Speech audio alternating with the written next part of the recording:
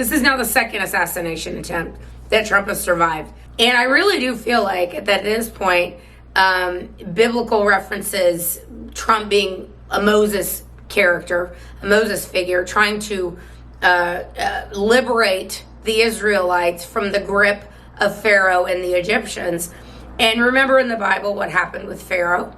Moses kept going to Pharaoh and say, let my people go. Pharaoh would not do it. So the plagues came down upon Pharaoh and the Egyptians. And it took a very, very long time for Moses to liberate the Israelites from the Egyptians. But eventually they were liberated. And I think that's kind of what we're dealing with now. I'm not saying that Trump is a Christ figure or literally Moses or anything like that. But I do think the hand of God is on Trump. Like, I don't think we can deny that at this point. You don't escape two assassination attempts that are clearly inside jobs without higher power being at work here. So this Ryan Routh guy has been outed as being a rabid Democrat. He has a Biden-Harris sticker on his truck.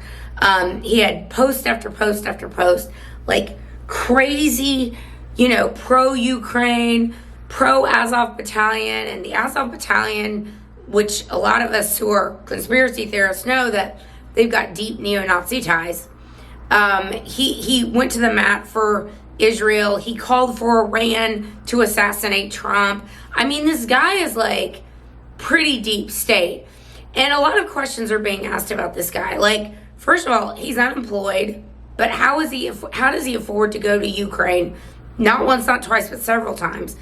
How is he like getting all around the country, doing these protests, etc., if he doesn't have any money? How does he afford to live in Hawaii?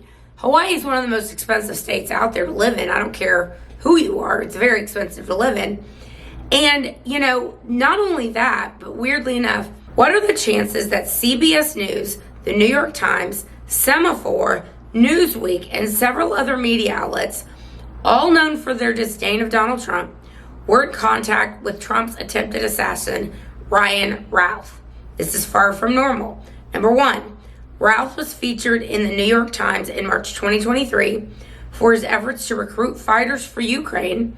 Number two, CBS News even admits to texting frequently with him for over a year during the early stages of the war. Number three, Semaphore interviewed him about recruiting Afghan mercenaries for Ukraine, and it's very strange. It's also very strange that this guy just so happened to be on Trump's golf course when Trump was there.